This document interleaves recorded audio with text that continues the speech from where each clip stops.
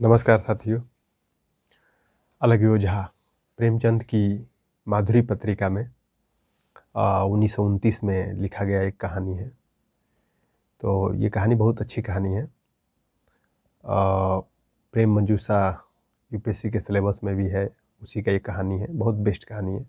प्रेम मंजूषा में उनकी जितनी भी कहानियाँ हैं, सब के सब कोई भी यदि पढ़ेगा तो उसकी आंखें नम हो जाती है। खासकर अलग योझा, ये तो मतलब हमारा फेवरेट कहानी है। हालांकि लंबी कहानी है थोड़ी, लेकिन बेस्ट कहानी है। इस कहानी में किसान परिवार से जो बैकग्राउंड इसका रहता है, किसान परिवार से इंस्पायर्ड है। और सबसे बड़ी चीज़ है कि इस कहानी को जो खासकर ग्रामीण परिवेश से बिलोंग करते हैं वो यदि सुनते हैं या पढ़ते हैं, बिल्कुल वो पूरा इसका एकदम पूरी तरीके से इसका कहानी का रस ले पाते हैं। तो इसी बातों के साथ अब हम इस कहानी को शुरू करते हैं। लंबी कहानी है।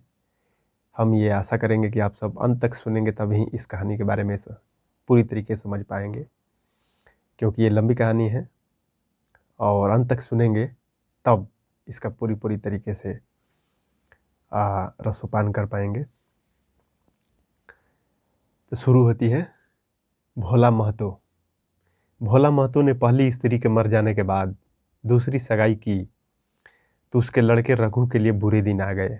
रघु की उम्र उस समय केवल 10 वर्ष की थी। चैन से गांव में गुल्ली डंडा खेलता फिरता था। माँ के आते ही चक्की में जूतना पड़ा। पन्ना रूपवती स्त्री थी। रूप और गर्व में चोली दामन करानाता था। वह अपने हाथों में कोई मोटा काम न करती। गोबर रघु निकालता, बैलों की सानी रघु देता, रघु की जूठे बर्तन मांजता। भोला की आंखें कुछ ऐसी फिरी कि उसे अब रघु में अब सब बुराइयां ही बुराइयां नजर आती। पन्ना की बातों को वह प्राचीन मर्यादानुसार आंखें बंद करके मान लेता था। रघु की शिकायतों की जरा भी परवाह न करता। नतीजा यह हुआ कि रघु ने शिकायत करना ही छोड़ दिया। किसके सामने रोए, बाप ही नहीं, सारा गांव उसका दुश्मन था। बड़ा जिद्दी लड़का है। पन्ना को कुछ समझता ही नहीं। बेचारी उसका दुलार करती है, खिलाती है, पिलाती है। यह उसी का फल है। दूसरी औरत होती तो निबाह न होता। वह तो कहो पन्ना इतनी सीधी साधी कि निबाह होता जाता है। सबल की शिकायतें सब सुनते हैं, निर्बल की फरियाद भी कोई नहीं सुनता। रघु का हृदय माँ की ओर से दिन दिन फटता जाता था। यहाँ तक कि 8 साल गुजर गए और एक दिन भोला के नाम मृत्यु का संदेश आ गया। पन्ना के 4 बच्चे थे, 3 बेटे और 1 बेटी। इतना बड़ा खर्च और कमाने वाला कोई नहीं। रघु अब क्यों पूछने लगा? यह मानी हुई बात थी कि अपनी स्त्री लाएगा, अलग रहेगा, स्त्री आकर और भी आग लगाएगी। पन्ना के चारों ओर अंधेरा ही अंधेरा दिखाई देता था। पर कुछ भी हो, वह रघु की आश्रयित बनकर घर में न रहेगी। एटीट्यूड। जिस घर में उसने राज किया उसमें अब लौंडी न बनेगी। जिस लौंडे को अपना गुलाम समझा उसका मुंह न ताकेगी। वह सुंदर थी, अवस्था भी कुछ ऐसी ज़्यादा न थी। अपनी जवानी अपनी पूरी बहार पर थी। क्या वह कोई दूसरा घर नहीं कर सकती? यही ना होगा कि लोग हंसेंगे। बला से उसकी बिरादरी में क्या ऐसा होता नहीं। ब्राह्मण ठाकुर थोड़े ही थी कि नाक कट जाएगी। यह तो ऊंची जातों में होता है। घर में चाहे जो कुछ करो, बाहर पर्दा ढका रहे, वह तो संसार को दिखाकर दूसरा घर कर सकती है। फिर वह रघु की दबाइल बनकर क्यों रहे? भोला को मरे 1 महीना गुजर चुका था। संध्या हो गई। पन्ना इसी चिंता में पड़ी हुई थी कि सहसा उसे ख्याल आया कि लड़के घर में नहीं है। यह बैलों के लौटने की बेला है, कहीं कोई लड़का उनके नीचे न आ जाए। अब द्वार पर कौन है जो उनकी देखभाल करेगा? घर से बाहर निकली तो देखा रघु अपने झोपड़े में बैठा ऊह के गणेरिया बना रहा है। तीनों लड़के उसे घेरे हुए हैं। छोटी लड़की गर्दन में हाथ डाले उसकी पीठ पर सवार होने की चेष्टा कर रही है। पन्ना को अपनी आंखों पर विश्वास न आया। आज तो यह नई बात है। शायद दुनिया को दिखाता है कि मैं अपने भाइयों को कितना चाहता हूं। और मन में छुरी रखी हुई है, घात मिले तो जान ही ले ले। काला सांप है, काला सांप, कठोर स्वर में बोली। तुम सब के सब वहां क्या करते हो? घर में आओ, सांझ की बेला है, गोरू आते ही होंगे। रघु ने विनीत नेत्रों से देखकर कहा, मैं तो हूं ही काकी, डर किस बात का है? बड़ा लड़का केदार बोला, काकी रघु दादा ने हमारे लिए 2 गाड़ियां बना दी है। यह देख, एक पर हम खुन्नू बैठेंगे, दूसरी पर लक्ष्मण और झुनिया। देखते हैं, नाम भी अजीब है, खुन्नू, लक्ष्मण, झुनिया, और बड़ा का नाम केदार है। और रघु, ये जो भोला महतो की पहली पत्नी थी, उसकी बेटा। तो अब रघु का ये सौतेला भाई हुआ, लेकिन बड़ा भाई अब पिता नहीं है। बड़ा भाई पिता के समान बनकर परिवार को देखभाल कर रहा है। केदार इसका छोटा भाई, जो सौतेली माँ है उसका बड़ा बेटा है केदार। और केदार 4 है, उसमें छोटी झुनिया है और केदार लक्ष्मण खुन्नू है। तब आगे कहानी बढ़ रही है। यह कहकर वह कोने से छोटी छोटी गाड़ियां निकाल लाया। 4 पहिए लगे थे, बैठने के लिए तख्ते और रोक के लिए दोनों तरफ बाजू थे। पन्ना ने आश्चर्य से पूछा, ये गाड़ियां किसने बनाई? केदार ने चिढ़कर कहा, रघु दादा ने बनाई है, और किसने? भगत के घर से वसूला रुखानी मांग लाए, झटपट बना दी। खूब दौड़ती है काकी। बैठ खुन्नू, मैं खींचूं। खुन्नू गाड़ी में बैठ गया। केदार खींचने लगा। चरचर की शोर हो गया, मानो गाड़ी भी इस खेल में लड़कों के साथ शरीक है। लक्ष्मण ने दूसरी गाड़ी पर बैठकर कहा, दादा खींचो। रघु ने झुनिया को भी गाड़ी में बैठा दिया और गाड़ी खींचता हुआ दौड़ा। तीनों लड़के तालियां बजाने लगे। पन्ना चकित नेत्रों से यह दृश्य देख रही थी, सोच रही थी कि यह वही रघु है या कोई और। थोड़ी देर के बाद दोनों गाड़ियां लौटी। लड़के घर में आकर इस यान यात्रा का अनुभव बयां करने लगे। कितने खुश थे, मानो हवाई जहाज पर बैठ आए हो। खुन्नू ने कहा, काकी सच पेड़ दौड़ रहे थे। लक्ष्मण, और बचिया कैसी भागी, सब की सब दौड़ी। केदार, काकी रघु दादा दोनों गाड़ियां एक साथ खींच ले जाते हैं।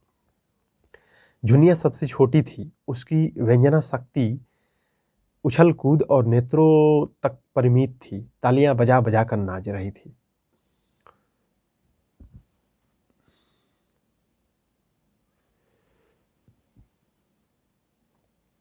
खुन्नू बोल रहा है, अब हमारे घर भी आ जाएगी काकी।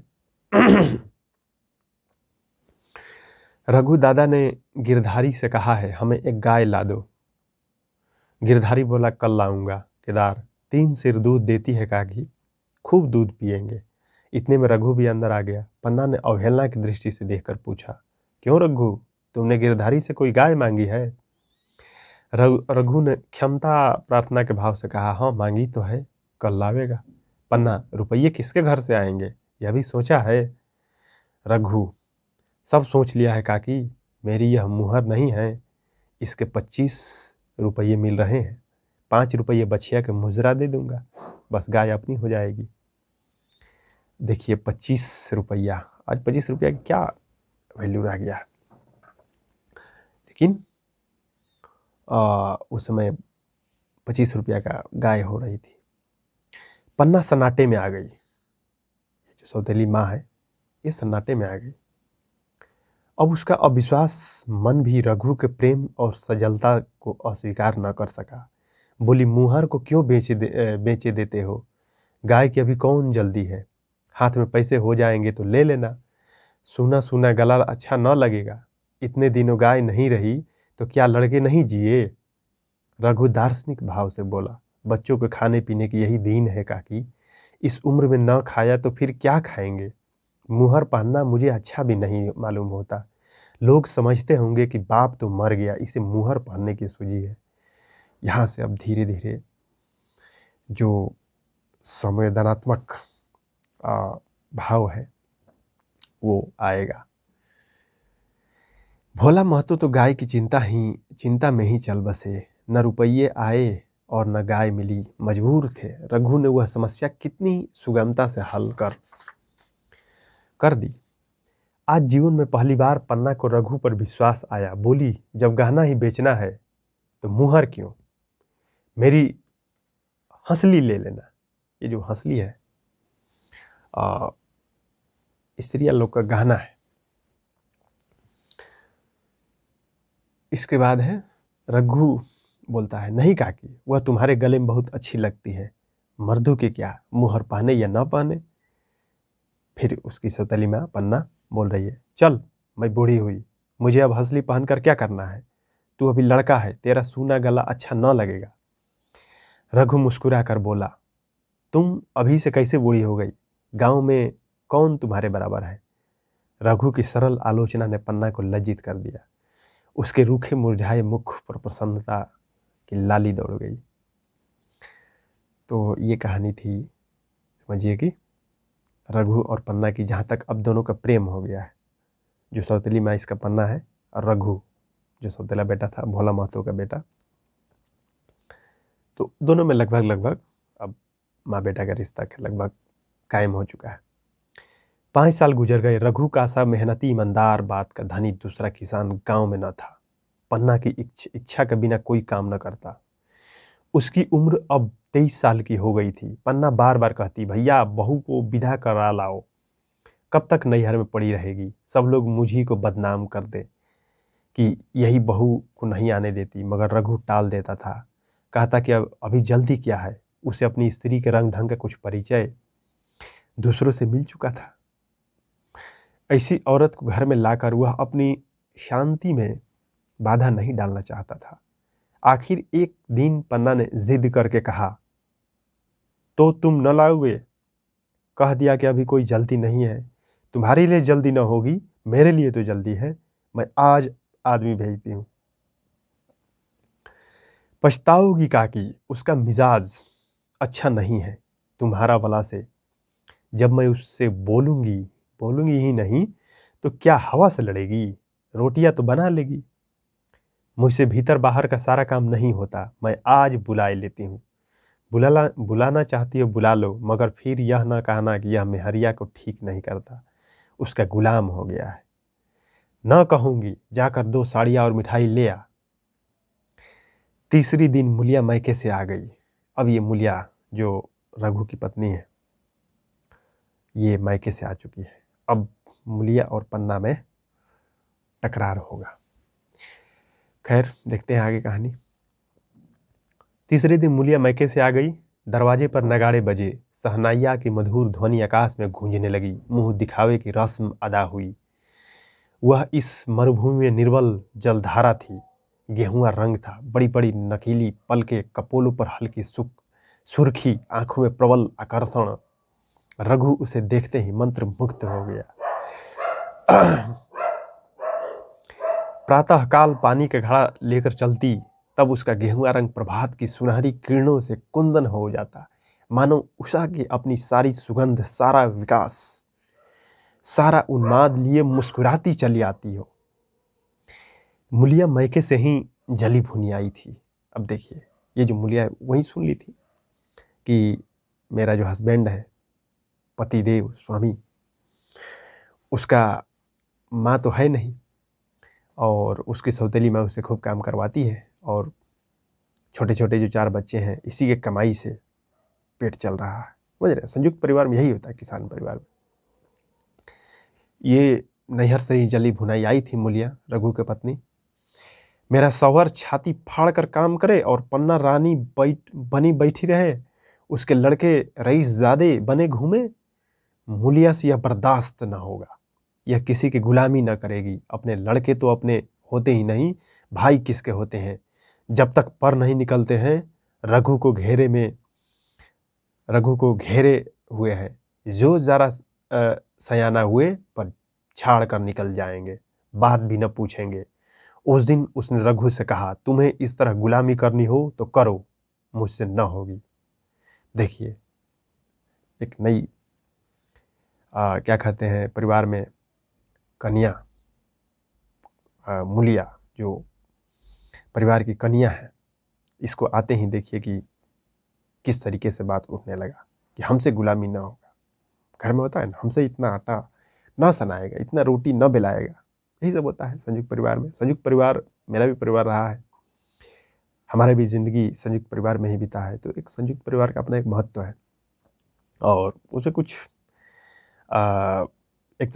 एक महत्व भी है और दूसरी तरफ से कुछ नुकसान भी है कि समय पे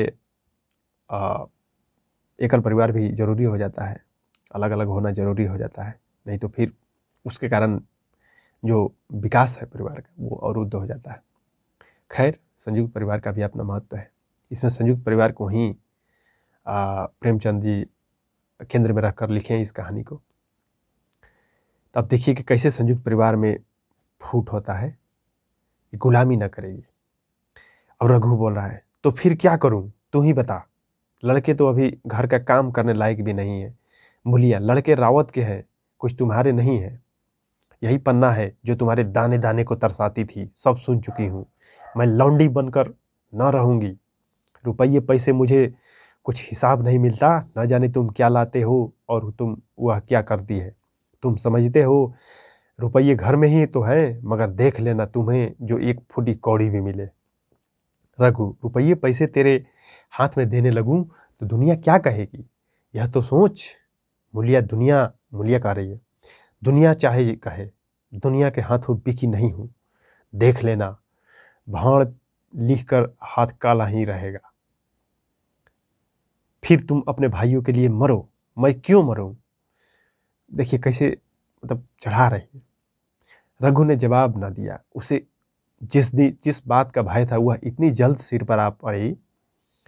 अब अगर उसने बहुत तथ्योथम्बी किया तो साल 6 महीने और काम चलेगा, बस यह डोंगा चलता नजर नहीं आता। बकरी की मां कब तक खैर मनाएगी। एक दिन पन्ना ने महुए के सुखावन डाला। बरसात शुरू हो गई थी, बखार में अनाज गीला हो रहा था। मूलिया से बोली, बहू जरा देखती रहना, मैं तालाब से नहा आऊं। अब मुझे तो पहले से अंदर से भन्नाई झन्नाई मेरा। अब ये बोलती है कि हम नहा के आ रहे हैं पन्ना, उसकी सास, सौतेली सास। अब मूलिया देखिए क्या कर रही है। मूलिया ने लापरवाही से कहा, मुझे नींद आ रही है, तुम बैठ कर देखो, एक दिन न नहाओगी तो क्या होगा। पन्ना ने साड़ी उठाकर रख दी, नहाने न गई। मूलिया का वार खाली गया। कई दिन के बाद एक शाम को पन्ना धान रोप कर लौटी। अंधेरा हो गया था, दिन भर की भूख लगी थी। आशा थी कि बहू ने रोटी बना रखी होगी, मगर देखा तो यहाँ चूल्हा ठंडा पड़ा हुआ था। बच्चे मारे भूखे तड़प रहे थे। मूलिया से आहिस्ते से पूछा, आज अभी चूल्हा नहीं जला। अब केदार जो पन्ना की बड़ा लड़का है ये बोल रहा है, आज दोपहर को भी चूल्हा नहीं जला काकी, भाभी ने कुछ बनाया ही नहीं। पन्ना, तो तुम लोगों ने खाया क्या। केदार, कुछ नहीं, रात की रोटियां थी, खुन्नू और लक्ष्मण ने खाई, मैंने सत्तू खा लिया। पन्ना, और बहू। केदार, वह तो पड़ी सो रही है, कुछ नहीं खाया। पन्ना ने उसी वक्त चूल्हा जलाया, खाना बनाने बैठ गई, आटा गूंथती थी, रोती थी। देखिए क्या नसीब है, दिन भर खेत में जली, घर आई तो चूल्हे के सामने जलना पड़ा। केदार का 14वां साल था। केदार 14 साल का हो गया था। भाभी के रंग ढंग देखकर सारी स्थिति समझ रहा था। बोला, काकी, भाभी अब तुम्हारे साथ रहना नहीं चाहती। पन्ना ने चौंक कर पूछा, क्या कुछ कहती थी। केदार, कहती कुछ नहीं थी, मगर है उसके मन में यही बात। फिर तुम क्यों नहीं छोड़ देती, जैसे चाहे रहे, हमारा भी भगवान है। पन्ना ने दांतों से जीभ दबाकर कहा, चुप, मेरे सामने ऐसी बात भूल कर भी न कहना। रघु तुम्हारा भाई नहीं, तुम्हारा बाप है। मूलिया से कभी बोलोगे तो समझ लेना जहर खा लूंगी। दशहरे का त्योहार आया। इस गांव से कोस भर एक पूर्व में मेला लगता था। गांव के सब लड़के मेला देखने चले। पन्ना भी लड़कों के साथ चलने को तैयार हुई। मगर पैसे कहाँ से आए? कुंजी तो मुलिया के पास थी। अब ये जो मुलिया है पूरा पैसा कौड़ी सब अपने पास रखने लगी थी। रघु ने आकर मुलिया से कहा, लड़के मेले जा रहे हैं, सबों को दे दो पैसा, दो आने पैसे। मुलिया ने तिवारियां चढ़ाकर कहा, पैसे घर में नहीं है। रघु, अभी तो तेलहन बिका था, क्या इतनी जल्दी रुपये उठ गए? मुलिया, हाँ उठ गए। रघु, कहाँ उठ गए? जरा सुनूं, आज त्योहार के दिन लड़के मेला देखने न जाएंगे? मुलिया, अपनी काकी से कहो पैसे निकाले, गाड़ कर क्या करेगी? खूंटी पर कुंजी लटक रही थी। रघु ने कुंजी उतारी और चाहा कि संदूक खोले कि मुलिया ने उसका हाथ पकड़ लिया और बोली, कुंजी कुंजी मुझे दे दो, नहीं तो ठीक ना होगा। दाने पहनने को खाने पहनने को भी चाहिए, कागज किताब को भी चाहिए, उस पर मेले देखने को भी चाहिए।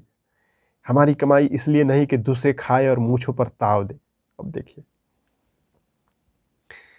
पन्ना ने रघु से कहा, भैया पैसे क्या होंगे, लड़के मेले देखने न जाएंगे? रघु ने झिड़क कर कहा, मेला देखने क्यों न जाएंगे? सारा गांव जा रहा है, हमारे ही लड़के न जाएंगे? यह कहकर रघु ने अपना हाथ छुड़ा लिया और पैसे निकाल कर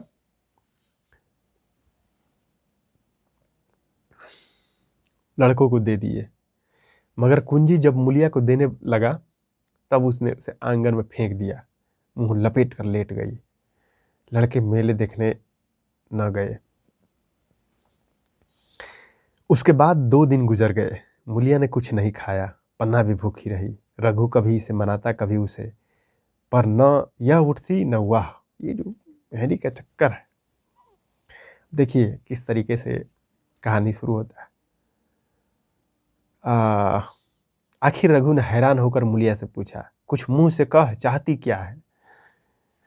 मुलिया ने धरती को संबोधित करके कहा, मैं कुछ नहीं चाहती, तू मुझे मेरे घर में पहुंचा दे। देखिए कहानी आगे बढ़ता है।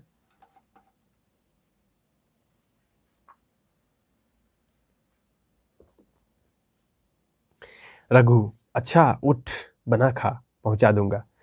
मुलिया ने रघु की ओर से आंखें उठाई। रघु उसकी सूरत देखकर डर गया। वह माधुरी, वह मोहकता, वह लवण गायब हो गया था। दांत निकल आए थे, आंखें फट गई थी, नथुने फड़क रहे थे। अंगारे की सी लाल आंखों से देखकर बोली, अच्छा तो काकी ने यह सलाह दी है, यह मंत्र पढ़ाया है, तो यहाँ ऐसी कैंची नहीं हूँ, ऐसी कच्ची नहीं हूँ, तुम दोनों की छाती पर मूंग दलूंगी, हो किस फेर में। देखिए किस तरीके से बात को तेज करके बोला जा रहा है कि चक्कू होता है ना, चक्कू, उसको जितने धार तेज करके बोलिए उतने अंदर तक जाएगा, उतने दूसरे कटेंगे, मरेंगे। तो उस तरीके से ये परिवार में होता है। बात को खूब बना ठना कर तेज करके बोला जाता है ताकि ज़्यादा से ज़्यादा चोट लगे, ज़्यादा से ज़्यादा अंदर तक प्रभावित हो, आदमी तिलमिला कर आ जाए। समझ रहे हैं? अब रघु, अच्छा तो मूंग ही दल लेना, कुछ खा पी लेगी तभी तो मूंग दल सकेगी। मुलिया, अब तो तभी मुंह में पानी डालूंगी जब घर अलग हो जाएगा। बहुत झेल चुकी, अब नहीं झेला जाता। रघु सन्नाटे में आ गया। 1 मिनट तक तो उसे मुंह से आवाज ना निकली। क्यों? अब बांटने का बात है। अलग होने की उसने स्वप्न में भी कल्पना न की थी। उसने गांव में 2-4 परिवारों को अलग होते देखा था। वह खूब जानता था। रोटी के साथ लोगों के हृदय भी अलग हो जाते हैं। देखिए कितना मार्मिक शब्द है कि रोटी के साथ लोगों के हृदय भी अलग हो जाते हैं। ये सचमुच, रोटी के साथ हृदय भी अलग हो जाते हैं, ये जो एक वाक्य है, इतनी गहरी वाक्य है कि क्या कहा जाए। देखा हुआ, आंखों देखा हुआ ये है। हमने देखा है परिवारों में भाई भाई के बीच जब बंटवारा होता है, विवाद होता है, कैसे वो दोनों, एक भाई अगर उस अपने भाई की ओर मुँह करके बैठा है, तो दूसरे भाई अलग मुँह करके बैठेगा। एक लाद, एक माँ के गर्भ से पैदा हुआ, एक माँ के कोख से पैदा हुआ 2 भाई, इस तरीके से दोनों के बीच में दरारें पड़ जाती है। तो ये बहुत मार्मिक लाइन है। ये पूरी कहानी में सबसे मार्मिक लाइन समझिए कि ये एक तरह से है कि रोटी के साथ लोगों के हृदय भी अलग हो जाते हैं, अपने हमेशा के लिए गैर हो जाते हैं। देखिए, फिर उनमें वही नाता न रह जाता है जो गाँव के और आदमियों में। रघु ने मन में ठान लिया था, इस विपत्ति को घर न आने दूंगा, मगर होनहार के सामने उसकी एक न चली। आह, मेरे मुंह में कालिख लगेगी, दुनिया यही कहेगी कि बाप के मर जाने के पर 10 साल भी एक में निवाह न हो सका। फिर किससे अलग हूं, जिनको गोद में खिलाया, जिनको बच्चों की तरह पाला, जिनके लिए तरह तरह के कष्ट झेले, उन्हीं से अलग हो जाऊं, अपने प्यारों को अलग से निकाल बाहर करूं।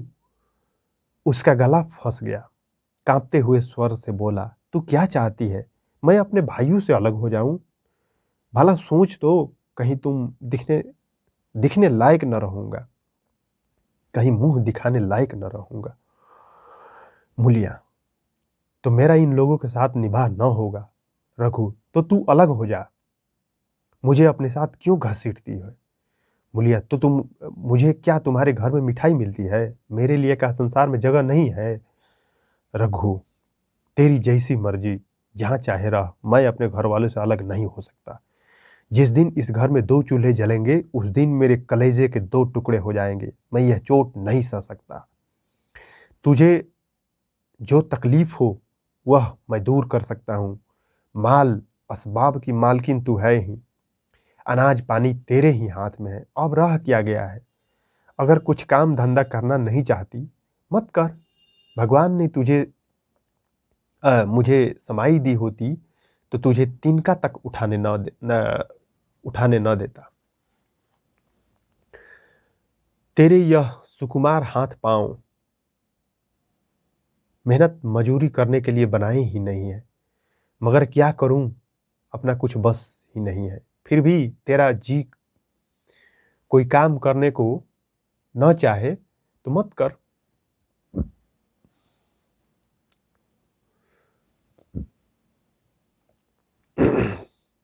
मुझसे अलग होने को न कह, तेरे पैरों पड़ता हूं। मूलिया ने सिर से आंचल खिसकाया और जरा समीप आकर बोली, मैं काम करने से नहीं डरती, न बैठे बैठे खाना चाहती हूँ, मगर मुझसे किसी की धौंस नहीं सही जाती। ये जो लेडीज का एक दूसरे के प्रति जब ईर्ष्या द्वेष आ जाता है, तो प्रेम का फिर वहाँ कोई स्पेस ही नहीं रह जाता। उसका हर एक एक्टिविटी एक निगेटिव रूप में उसके सामने आता है। धौंस, देख रहे हैं? शब्द प्रेमचंद जी सब बड़ा चुनकर कहानी में रखे हैं। तुम्हारी ही काकी घर का काम काज करती है, तो हम तो अपने लिए करती है, अपने बाल बच्चों के लिए करती है, मुझ पर कुछ एहसान नहीं करती, फिर मुझ पर धौंस क्यों जमाती है? उन्हें अपने बच्चे प्यारे होंगे, मुझे तो तुम्हारा आसरा है। मैं अपनी आंखों से यह नहीं देख सकती, सारा घर तो चैन करे, जरा जरा के से बच्चों तो दूध पिए, जिसके बलबूते गृहस्थी थमी हुई है, वह मट्ठे तो तरसे, कोई उसका पूछने वाला ना हो। जरा अपना मुंह तो देखो, कैसे सूरत निकल आई है। औरों के तो 4 बरस में अपने पट्ठे तैयार हो जाएंगे, तुम तो 10 साल में खाट पर पड़ जाओगे। बैठ जाओ, खड़े क्यों हो? क्या मार कर भागोगे? क्या मारेंगे क्या? देखते हैं, क्या मार कर भागोगे? मैं तुम्हें जबरदस्ती न बांध लूंगी। जानती कि यहाँ ऐसे निर्मोहियों से पाला पड़ेगा, तो इस घर में भूल से न आती। आती भी तो मन न लगाती, मगर अब तो मन तुमसे लग गया है। घर भी जाऊं तो मन यहाँ ही रहेगा। तुम जो हो मेरी बात नहीं पूछते। देखिए किस तरीके से बात को ये रख रही है, चिकन करके बात को। मूलिया की ये रसीली बातें रघु पर कोई असर न डाल सकी। वह उसी रुखाई से बोला, मूलिया मुझसे यह न होगा, अलग होने का ध्यान करते करते ही मेरा मन न जाने कैसा हो जाता है, यह चोट मुझसे न सही जाएगी। मूलिया ने परिहास करके कहा, तो चूड़ियां पहनकर अंदर बैठो ना, लाओ मैं मूछें लगा दूं। मैं तो समझती थी कि तुम में भी कुछ कसबल है, अब देखती हूं तो नीरे मिट्टी के लौंदे हो। पन्ना दलान में खड़ी दोनों की बातचीत सुन रही थी। देखिए पन्ना, जो रघु की माँ है, सौतेली माँ, वो दोनों की बातचीत सुन रही थी। दलान में बैठे, दलान देख रहे हैं, एकदम प्योर ठेठी शब्द है दलान, मतलब मड़ई, एक तरह से इसको मड़ई समझ सकते हैं, जो पत्ती घास फूस से मकान बनाया जाता है, तो उसी को दलान के रूप में हम समझते हैं। अब उससे न रहा गया, सामने आकर रघु से बोली, जब वह अलग होने पर तुली हुई है तो तुम क्यों उसे जबरदस्ती मिलाए रखना चाहते हो? तुम उसे लेकर रहो, हमारे भगवान मालिक हैं। जब महतो मर गए थे, कहीं पति की भी छाह न थी। जब उस वक्त भगवान ने निभाह दिया तो अब क्या डर? अब तो भगवान की दया से तीनों लड़के सयाने हो गए हैं, अब कोई चिंता नहीं। रघु ने आंसू भरी आंखों से पन्ना को देखकर कहा, काकी तू भी पागल हो गई है क्या? जानती नहीं, दो रोटियां होते ही दो मन हो जाते हैं। देखिए फिर ये कितना मार्मिक शब्द है, दो रोटियां होते ही दो मन हो जाते हैं। क्या ऐसा चीज है कि परिवार में रोटी अगर दो जगह बनने लगे, मन भी दो हो जाता है। ये भी मार्मिक लाइन है। पन्ना, जब वह मानती ही नहीं, तुम क्या करोगे? भगवान की यही मर्जी होगी, कोई क्या करेगा? प्रारब्ध में जितने दिन एक साथ रहना लिखा था उतने दिन रहे, अब उसकी यही मर्जी है तो यही सही। तुमने मेरे बाल बच्चों के लिए जो किया वह मैं भूल नहीं सकती। तुमने इनके सिर पर हाथ न रखा होता तो आज इनकी न जाने क्या गति होती, न जाने किस द्वार पर ठोकरे खाते होते, न जाने कहाँ कहाँ भीख मांगते फिरते। तुम्हारा जस मरते दम तक नहीं गाऊंगी, मरते दम तक गाऊंगी, मगर मेरी खाल तुम्हारे जूते बनाने के काम आए तो भी मैं खुशी से दे दूंगी। चाहे तुमसे अलग हो जाऊं, पर जिस घड़ी तुम पुकारोगे कुत्ते की तरह दौड़ी आऊंगी। देखिए पन्ना किस तरीके से, पूर्ण तरीके से समर्पित है। बिल्कुल रघु को उसका जो एहसान था, उसका जो निस्वार्थ भाव से किया हुआ मेहनत था, वो इसके दिल में जगह बनाया हुआ था। यह भूल कर भी न सोचना कि तुमसे अलग होकर मैं तुम्हारा बुरा चेतूंगी। जिस दिन तुम्हारा अनबल मेरे मन में भी आएगा, उसी दिन विष खाकर मर जाऊंगी। भगवान करे तुम दूधो नहाओ, पूतो फलो, मरते दम तक यही असीम मेरे रोए रोए से निकलती रहेगी। और अगर लड़के भी अपने बाप के हैं तो मरते दम तुम्हारा पोष मानेंगे। यह कहकर पन्ना रोती हुई वहां से चली गई। रघु वही मूर्ति की तरह खड़ा रहा। आसमान की ओर टकटकी लगी थी, आंखों से आंसू बह रहे थे। पन्ना की बातें सुनकर मूलिया समझ गई कि अब अपने पौबारा है। चटपट उठी, घर में झाड़ू लगाया, चूल्हा जलाया और कुएं से पानी लाने चली गई। उसकी टेक पूरी हो गई थी। गांव में स्त्रियां के दो दल होते हैं। अब देखिए यहाँ पे जो गांव में कैसे ये सब होता है उसका एक थोड़ा सा बैकग्राउंड है। दो दल होते हैं, एक बहनों का, दूसरा सासों का। बहुएं सलाह और सहानुभूति के लिए अपने दल में जाती है और सासें भी अपने दल में इसी के लिए। दोनों की पंचायतें अलग होती है। मूलिया को कुएं पर दो तीन बहुएं मिल गई। एक ने पूछा, आई तो तुम्हारी बुढ़िया बहुत रोध हो रही थी। मूलिया ने विजय के गर्व से कहा, इतने दिनों से घर की मालकिन बनी हुई है, राजपाट छोड़ते किसे अच्छा लगता है। बहन, मैं उनका बुरा नहीं चाहती, लेकिन एक आदमी की कमाई से कहां तक बरकत होगी। मेरे भी तो यही खाने पीने पहनने ओढ़ने के दिन है। अभी उनके पीछे मरो, फिर बाल बच्चे हो जाएं, उनके पीछे मरो, सारी जिंदगी रोते ही कट जाए। एक बहू, बुढ़िया यही चाहती थी कि यह बस जन्म भर लौंडी बनी रहे, मोटा मोटा झोंटा खाए और पड़ी रहे। दूसरी बहू बोलती है, किस भरोसे पर कोई मरे, अपने लड़के तो बात नहीं पूछते, पराए लड़कों का क्या भरोसा, कल इनके हाथ पांव हो जाएंगे, फिर कौन पूछता है, अपनी अपनी मेहरियों के मुंह देखेंगे, पहले से ही फटकार देना अच्छा है, फिर तो कोई कलंक ना होगा। मुलिया पानी देकर लेकर गई, खाना बनाया, रघु से बोली, जाओ नहा आओ, रोटी तैयार है। देखिए अब अलग अलग हो गया।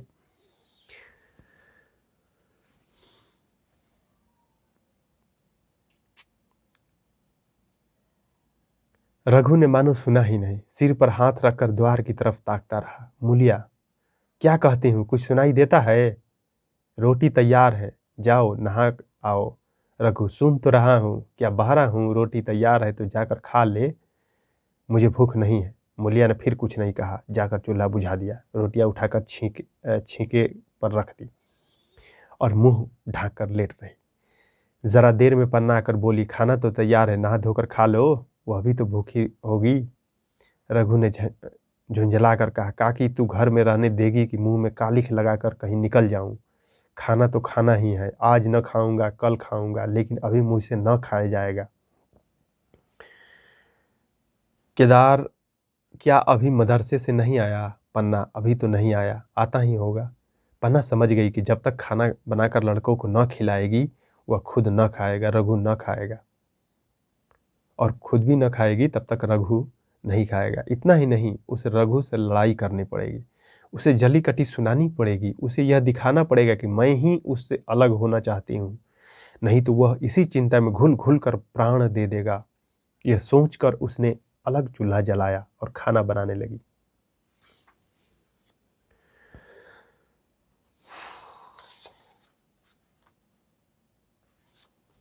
इतने में केदार और खुन्नू मदरसे से आ गए। पन्ना ने कहा, जाओ बेटा खा लो, रोटी तैयार है। केदार ने पूछा, भैया को बुला लूं क्या? बुला लूं ना? पन्ना, तुम आकर खा लो, उनकी रोटी बहू ने अलग बनाई है। खन्नू, जाकर भैया से पूछ ना आऊं? पन्ना, जब उनका जी चाहेगा खाएंगे, तू बैठ कर खा ले, तुझे इन बातों से क्या मतलब? जिसका भी चाहेगा खाएगा, जिसका जी न चाहेगा न खाएगा। जब वह और उसकी बीवी अलग रहने पर तुले हैं तो कौन मनाए? केदार, तो क्यों अम्मा जी, क्या हम अलग घर में रहेंगे? पन्ना, उनका जी चाहे घर में रहे, जी चाहे आंगन में दीवार डाल ले। खुन्नू ने दरवाजे पर आकर झांका, सामने फूस की झोपड़ियाँ थी, वहीं खाट पर पड़ा रघु नारियल पी रहा था। खुन्नू, भैया तो अभी नारियल लिए बैठे हैं। पन्ना, जब जी चाहेगा खाएंगे। केदार, भैया ने भाभी को डांटा नहीं? मुलिया अपनी कोठरी में सुन रही थी, बाहर आकर बोली, भैया ने तो नहीं डांटा, अब तुम आकर डांटोगे? केदार के चेहरे का रंग उड़ गया, फिर जबान न खोली। तीनों लड़कों ने खाना खाया और बाहर निकले। लू चलने लगी थी। आम के बाग में गांव के लड़के लड़कियां हवा से गिरे हुए आम चुन रहे थे। केदार ने कहा, आज हम भी आम चुनने चले, खूब आम गिरे हैं। खुन्नू, दादाजी बैठे हैं। लक्ष्मण, मैं न जाऊंगा, ये दादा, हम लोग तरफ दादा पिताजी के पिता को कहते हैं, लेकिन दादा यहाँ बड़े भाई को भी या अपने से बड़े को भी दादा कहा जाता है। इधर प्रतापगढ़ इलाहाबाद में जो बड़े पिता हैं, पिता के बड़े भाई, उनको भी दादा कहा जाता है। तो लक्ष्मण, मैं ना जाऊंगा, दादा घुड़केंगे। केदार, वह तो अब अलग हो गए हैं। अब देखिए बच्चे को बड़ा खलबली होता है, अच्छा परिवार अलग हो रहा है, तब तो क्योंकि संयुक्त परिवार में सब गार्जियन होते हैं, गलती कर रहा है बच्चा, कोई उसको दे दिया खाने भर, लेकिन जब अलग अलग हो जाता है तो फिर बच्चा को कौन देखता है, किसका बच्चा कौन कौन जिम्मेदारी लेगा? अलग अलग बच्चे उसमें बड़ा अलग तरीके से सोचते हैं, तो वही हो रहा है। मैं न जाऊंगा, दादा घुड़केंगे, अब अलग हो गए हैं। लक्ष्मण, तो अब हमको कोई मारेगा तभी दादा ना बोलेंगे? अब देखिए ये कितना टच करने वाला बात है। केदार, वाह, तब क्यों ना बोलेंगे? रघु ने तीनों लड़कों को दरवाजे पर खड़े देखा, पर कुछ बोला नहीं। पहले तो वह घर से बाहर निकलते ही उन्हें डांट बैठता था, पर आज वह मूर्ति के समान निश्चल बैठा रहा। अब लड़कों को कुछ साहस हुआ, कुछ दूर आगे और बढ़े। रघु अब भी न बोला, कैसे बोले वह सोच रहा था। काकी ने ही लड़कों को खिला पिला दिया, मुझसे पूछा तक नहीं। क्या उसकी आंखों पर भी पर्दा पड़ गया? अगर मैंने लड़कों को पुकारा और वह न आए तो मैं उनको मार पीट तो सकूँगा, लू में सब के सब मारे मारे फिरेंगे, कहीं बीमार न पड़ जाए। उसका दिल महसूस कर रह जाता था, लेकिन मुंह से कुछ कह न सकता था। लड़कों ने देखा यह बिल्कुल नहीं बोलते, तो निर्भय होकर चल पड़े। सहसा मूलिया ने आकर कहा, अब तो उठेंगे कि अभी नहीं? जिनके नाम पर फांका कर रहे हो उन्होंने मजे से लड़कों को खिलाया और आप खाया। एक एक बार भी तो मुंह से न फटा कि भैया खा लो। रघु को इस समय मर्मांतक पीड़ा हो रही थी। मूलिया के इस कठोर शब्दों ने घाव पर नमक छिड़क दिया। दुखित नेत्रों से देखकर बोला, तेरी जो मर्जी थी वही तो हुआ, अब जा ढोल बजा। मूलिया, नहीं, तुम्हारे लिए थाली परोसे बैठी हूँ। रघु, मुझे चिढ़ा मत, तेरे पीछे मैं भी बदनाम हो रहा हूँ। रघु बोल रहा है, मुझे चिढ़ा मत, तेरे पीछे मैं भी बदनाम हो रहा हूँ। जब तू किसी की होकर नहीं रहना चाहती तो दूसरे को क्या गरज है जो तेरी खुशामद करे। जाकर काकी से पूछ। लड़के आम चुनने गए। उन्हें पकड़ लाऊं? मूलिया अंगूठा दिखाकर बोली, यह जाता है, तुम्हारे 100 बार गरज हो जाकर पूछो। इतने में पन्ना भी भीतर से निकल आई। रघु ने पूछे, लड़के बगीचे में चले गए हैं काकी, तू लू चल रही है। पन्ना, अब उनका कौन पूछतर है। बगीचे में जाए, पेड़ पर चढ़े, पानी में डूबे, मैं अकेली क्या क्या करूं। रघु, जाकर पकड़ लाऊं? पन्ना, जब तुम्हें अपने मन से नहीं जाना है तो फिर मैं जाने को क्यों कहूं। तुम्हें रोकना होता तो रोक न देते, तुम्हारे सामने ही तो गए होंगे। पन्ना की बात पूरी न हुई थी कि रघु ने नारियल कोने में रख दिए और बाग की तरफ चला। रघु लड़कों को लेकर बाग में लौटा तो देखा मूलिया अभी तक झोपड़ी में खड़ी है। बोला, तू जाकर खा क्यों न लेती, मुझे तो इस बेला भूख नहीं है। कहानी लंबी है, हम बोले थे ना, लेकिन अच्छी कहानी है। मूलिया ऐंठ कर बोली,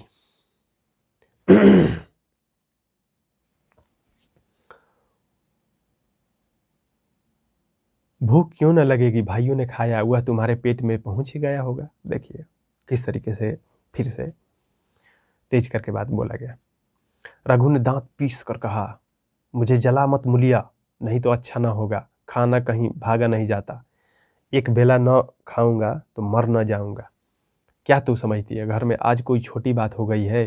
तूने घर में चूल्हा नहीं जलाया, मेरे कलेजे में आग लगाई है। मुझे घमंड था कि और चाहे कुछ ही हो जाए, मेरे घर में फूट का रोग न आवेगा, पर तूने मेरा घमंड चूर कर दिया, प्रारब्ध की बात है। मूलिया तिनक कर बोली, सारा मोह छो तुम ही को है, और किसी को नहीं। मैं तो किसी को तुम्हारी तरह बिसुरते नहीं देखती। रघु ने ठंडी सांस खींचकर कहा, मूलिया, घाव पर नोन न छिड़क। तेरे ही कारण मेरी पीठ में धूल लग गई है। मुझे इस गृहस्थी का मोह न होगा तो किसे होगा। मैंने ही तो इसे मर मर जोड़ा, जिनको गोद में खिलाया वही अब मेरे पट्टीदार होंगे। जिन बच्चों को मैं डांटता था उन्हें आज कड़ी आंखों से भी नहीं देख सकता। मैं उनके भले के लिए भी कोई बात करूं तो दुनिया यही कहेगा, यह अपने भाइयों को लूटे लेता है। जा, मुझे छोड़ दे, अभी मुझसे कुछ न खाया जाएगा। मूलिया, मैं कसम रखा दूंगी, नहीं चुपके से चले चलो। रघु, देख अब भी कुछ नहीं बिगड़ा है, अपनी हट छोड़ दे। मूलिया, हमारा ही लहू पिए जो खाने न उठे। अब ये है क्या बोलते हैं इसको, एक तरह से गांव में इस शब्द के द्वारा किसी को वाध्य कर दिया जाता है कि मेरा ही खून पियो कि तुम मतलब ये काम न करो या ये काम करो। तो वही ये खून का एक तरह से शपथ, एक तरह से क्रिया उसको धारा दे रही है। रघु ने कानों पर हाथ रखकर कहा, यह तूने क्या किया मूलिया, मैं तो उठ ही रहा था। चल खा लूं, नहाने धोने कौन जाए।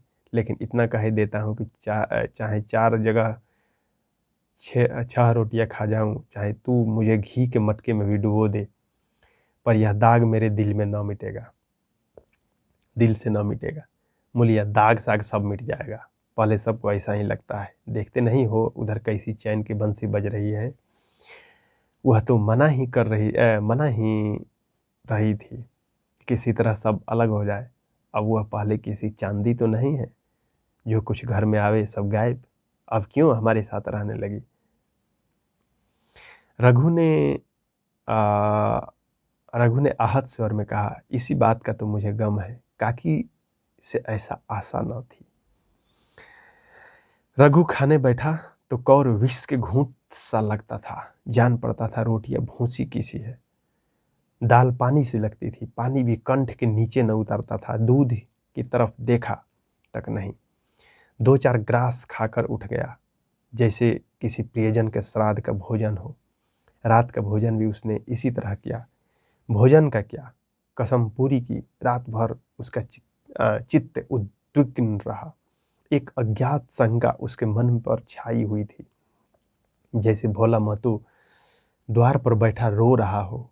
वह कई बार चौंकर उठा। ऐसा जान पड़ा भोला उसकी ओर तिरस्कार की भावों से देख रहा है। वह दोनों जून का भोजन करता था, पर जैसे शत्रु के घर भोला की शोकमग्न मूर्ति आंखों से न उतरती थी। रात को उसे नींद न आती। वह गांव से निकलता तो इस तरह मुंह चुराए, सिर झुकाए, मानो गोहत्या की है। इसको यही लग रहा है कि मतलब बंटवारा हो गया और कैसे मुंह दिखाए गांव में। 5 साल गुजर गए। रघु अब 2 लड़कों का बाप था। रघु को भी 2 लड़का हो गया था भाई। आंगन में दीवार खींच गई थी। देखिए, एकल परिवार, संयुक्त परिवार जब बंटवारा होता है, आंगन में दीवार खींचा जाता है। एक दरवाजा, जिस दरवाजे पे बचपन बिताया जाता है, जिस आंगन में खेल कूद कर आदमी बड़ा होता है, उस आंगन में दीवार बीच में खींचा जाता है। उस दीवार पे उस दरवाजा पे 2 दरवाजा बन जाता है, आधा आधा। बंटवारा ये चीज है। और 2 भाई 2 मन हो जाते हैं। तो आगे क्या, रघु अब 2 लड़कों का बाप था। आंगन में दीवार खींच गई थी। खेतों में मेढ़े डाल दी गई थी। बैल बधिये बांट लिए गए थे। केदार की उम्र अब 16 साल की हो गई थी। उसने पढ़ना छोड़ दिया था और खेती का काम करता था। खुन्नू गाय चराता था। केवल लक्ष्मण अब तक मदरसे में जाता था। पन्ना और मुलिया दोनों एक दूसरे की सूरत से जलती थी। मुलिया के दोनों लड़के बहुधा पन्ना के पास ही रहते। वही उसे उपटन मलती, वही काजल लगाती, वही गोद में लिए फिरती, मगर मुलिया के मुंह से अनुग्रह का एक शब्द भी ना निकलता। देखिए,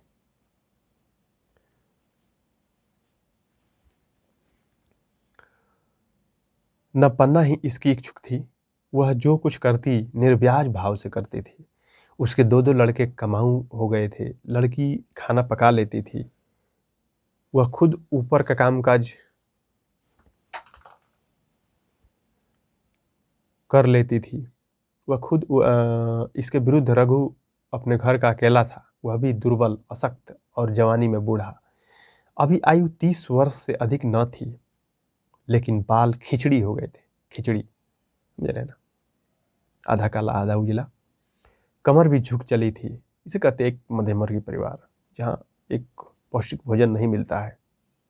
जवां में भी एक लोग बूढ़े हो जाते हैं। खांसी ने जीर्ण कर रखा था, देख कर दया आती थी। और खेती पसीने की वस्तु है। खेतों की जैसी सेवा होनी चाहिए, वह उससे न हो पाती। फिर अच्छी फसल कहाँ से आती? कुछ ऋणी भी हो गया था। वह चिंता और भी मारे डालती थी। चाहिए तो यह था कि अब उसे कुछ आराम मिलता। इतने दिनों के निरंतर परिश्रम के बाद सिर का बोझ कुछ हल्का होता, किंतु मूलिया की स्वार्थपरता और दूरदर्शिता ने लहराती हुई खेत उजाड़ दी। मगर अब एक साथ रहते तो वह अब तक पेंशन पा जाता। मजे से द्वार पर बैठा हुआ नारियल पीता, भाई काम करता, वह सलाह देता, महतो बना फिरता। कहीं किसी के झगड़े चुकाता, कहीं साधु संतों की सेवा करता। पर वह अवसर हाथ से निकल गया। अब तो चिंता भर दिन दिन बढ़ता जाता था। जब बंटवारा हो जाता है तो यही तो होता है। सब अलग अलग अपने अपने तरीके से व्यस्त हैं, बिजी हैं। एक में रहता तो ये पेंशन पा जाता। देखिए मुहावरा का अर्थ है यहाँ, मतलब आराम से बैठा रहता और बच्चे काम करते उसको सलाह देता। आखिर उसे धीमा धीमा ज्वर रहने लगा। हृदय शूल, चिंता, कड़े परिश्रम और अभाव का यही पुरस्कार है। ओहो, हृदय शूल, चिंता, कड़े परिश्रम का अभाव, यही पुरस्कार है। देखिए कितना मार्मिक शब्द है।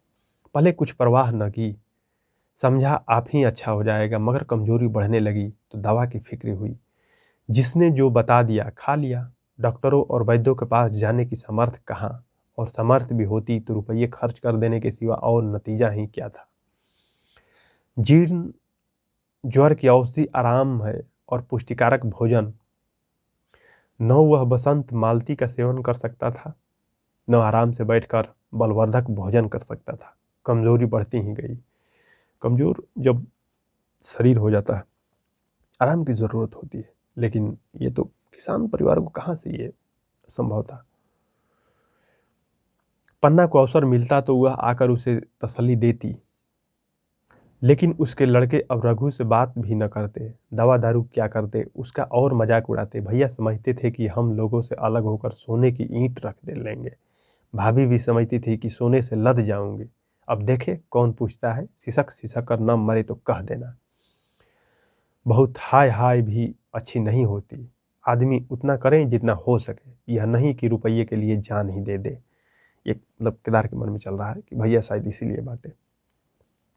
पर मन की बात यही तो होता है। कई बार ऐसा होता है कि भाई भाई के बीच में मन की बात शेयर नहीं हो पाता, जबकि दोनों सही है। रघु कभी गलत नहीं सोच रहा था अपने परिवार के प्रति, लेकिन अब केदार के लग रहा है। तो ये जो मन में बातें हैं, ये शेयर करना बहुत ज़रूरी चीज़ होता है। जब शेयर नहीं हो पाएगा भाई के बीच हो, चाहे कोई परिवार हो, यदि मन की बात शेयर नहीं होता तो वही बातें घर कर जाती है और धीरे धीरे फिर परिवार को दूरी बना देती है। पन्ना कहती, रघु बेचारे का कौन दोष है। केदार कहता, चल मैं खूब समझता हूँ, भैया की जगह मैं होता तो डंडे से बात करता। मजाल थी कि औरत यूँ जिद करती। यह सब भैया की चाल थी, सब सीधी बदी की बात थी। आखिर एक दिन रघु का टिमटिमाता हुआ जीवन दीप बुझ गया। रघु चला गया। मौत ने सारी चिंताओं का अंत कर दिया। अंत समय उसे केदार को बुलाया था, पर केदार को ऊख में पानी देना था। डरा कहीं दवा के लिए न भेज दे, बहाना बना दिया। मुलिया का जीवन अंधकारमय हो गया। अब देखिए कहानी का मोड़। महतो, भोला महतो मरा, रघु का बाप। अब रघु भी मरा। अब रघु का जो सौतेला जो भाई है, चारों भाई, जिसको अपना भाई मानता था केदार, उसमें बड़ा था, और इसका एक पत्नी मुलिया। मुलिया का जीवन अंधकारमय हो गया। जिस भूमि पर उसने मंसूबों की दीवार खड़ी की थी, अब नीचे खिसक गई थी। जिस खूंटे के बल पर वह उछल रही थी, वह उखड़ गया था। गांव वालों ने कहना शुरू किया, ईश्वर ने कैसा तत्काल दंड दिया। बेचारी मारे लाज के अपने बच्चों के लिए रोया करती। गांव में किसी को मुंह दिखाने का साहस न होता। प्रत्येक प्राणी उससे यह कहता हुआ मालूम होता था, मानो घमंड के धरती पर पांव न रखती थी।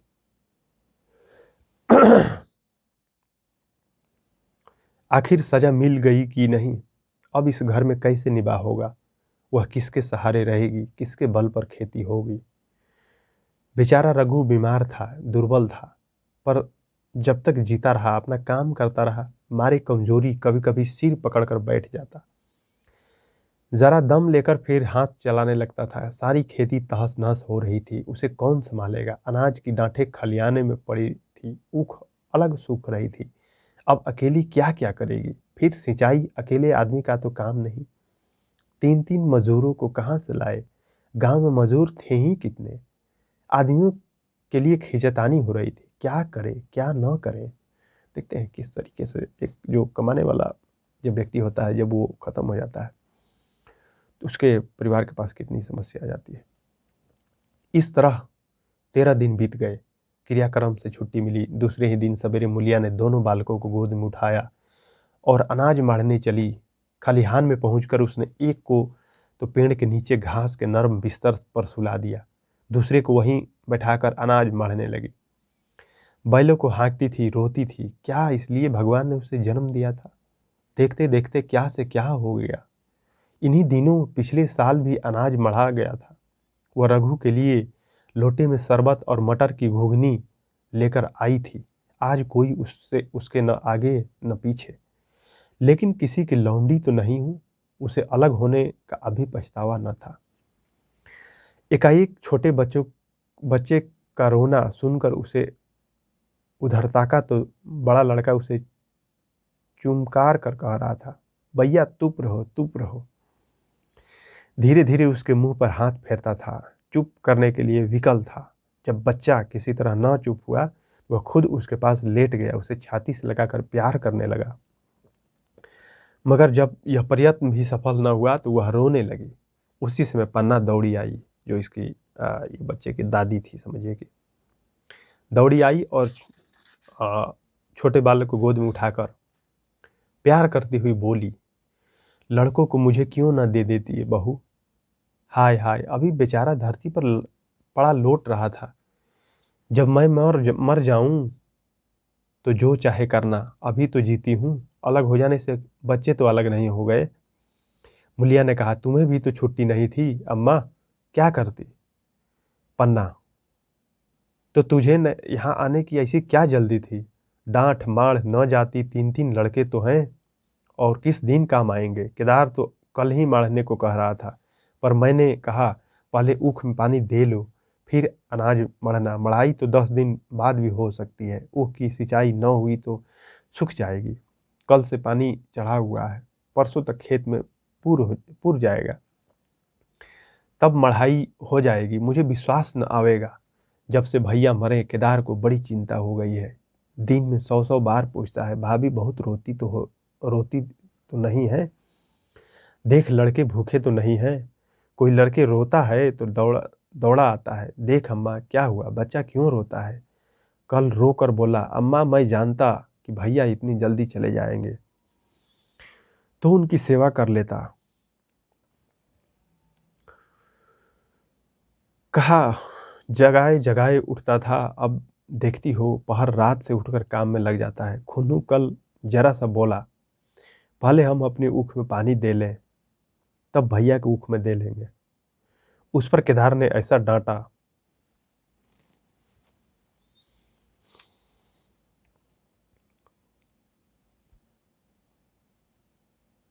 कि खुन्नू के मुंह से फिर बात न निकली। बोला, कैसी तुम्हारी और कैसी हमारी ऊख। भैया ने जिला न लिया होता तो आज या तो मर गए होते या कहीं भीख मांगते। आज तुम बड़े ऊख वाले बने हो, यह उन्हीं पर पूर्ण प्रताप है। आज भले आदमी बने बैठे हो। परसों रोटी खाने को बुलाने गई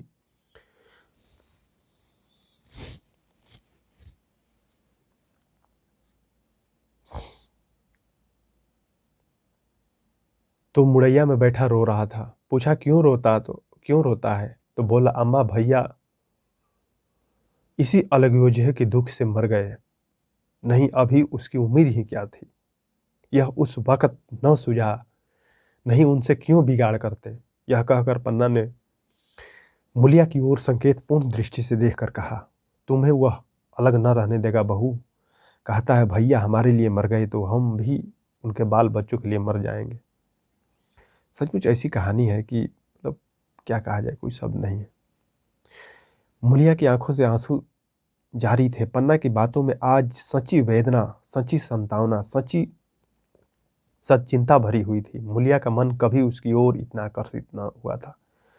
जिनसे उसे व्यंग और प्रतिकार का भय था, वह इतने दयालु, इतने शुभेच्छु हो गए थे। आज पहली बार उसे अपनी स्वार्थपरता पर लज्जा आई।